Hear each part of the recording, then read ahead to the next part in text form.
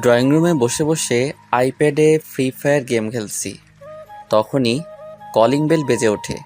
উঠে গিয়ে দরজা খুলে দেখি আব্বু সাথে করে একটা মেয়েকে নিয়ে এসেছে। আমি আম্মুকে ডেকে বলি, ও আম্মু গো, তোমার বুঝি এই বাড়ির ভাত বন্ধ হয়ে গেল? তাড়াতাড়ি এসে দেখে যাও, আব্বু আবার বিয়ে করে বউ নিয়ে এসেছে।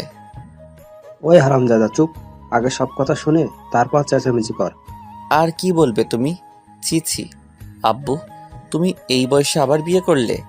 আর এই মেয়ে, মাথায় কি কিছুই নেই? নিজের বাবার বয়সী একটা লোককে বিয়ে করেছেন।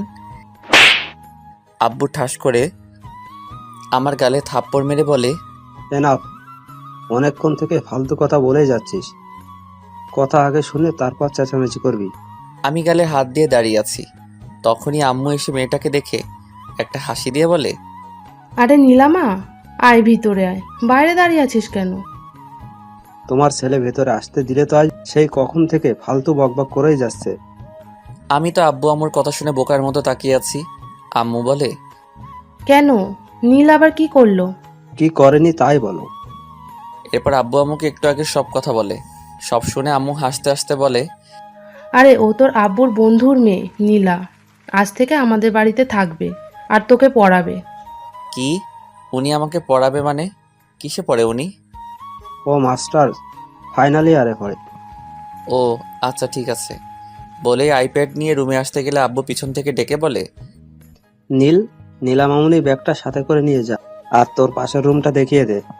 আমি ঠিক আছে বলে ব্যাগ নিয়ে মেয়েটাকে বলি, আসুন আমার সাথে। বলেই ব্যাগ নিয়ে হাঁটছি। মেয়েটা আম্মুকে বলে, আন্টি আমি ফ্রেশ হয়ে আসছি, তারপর তোমার সাথে গল্প করব। ঠিক আছে, যা ফ্রেশ হয়ে আয়। এরপর আমি আমার পাশের রুমে এসে ব্যাগটা রাখতেই মেয়েটা পিছন থেকে বলে, কি মিস্টার নীল, বেশি কথা বলাটা কি তোমার অভ্যাস নাকি? আমি আবার কি বললাম? একটু আগে আঙ্কেলের কথা না শুনে নিজের মন মতো যা ইচ্ছে বলে যাচ্ছিলে। তার জন্য সরি। আচ্ছা আমি আপনাকে কি বলে রাখবো? যেহেতু আমি তোমাকে পড়াবো সো আমাকে ম্যাডাম বলে ডাকবে। ঠিক আছে ম্যাম, আপনি রেস্ট নিন, আমি এখন যাই। বলে নীল চলে যায়। আমি একা একা হাসছি আর ভাবছি ছেলেটা দেখতে কিউট আছে, তবে কথা শুনে মনে হলো অনেক দুষ্টু। আমি রুমে এসে আবার গেমস খেলতে শুরু করি।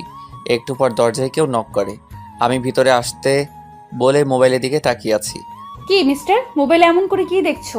কেউ এসেছে সেদিকে খেয়াল নেই? আরে ম্যাম আপনি আসুন বসুন। আসলে গেমস খেলছিলাম তো তাই খেয়াল করিনি। সব সময় গেমস খেলো মনে হচ্ছে। পড়াশোনা করো কখন তুমি? যখন পড়ার সময় হয় তখনই পড়ি ম্যাম। তা আপনি কোন ভার্সিটিতে অ্যাডমিশন নিয়েছেন? তোমার ভার্সিটিতেই। আগের ভার্সিটি থেকে চলে আসলে কেন?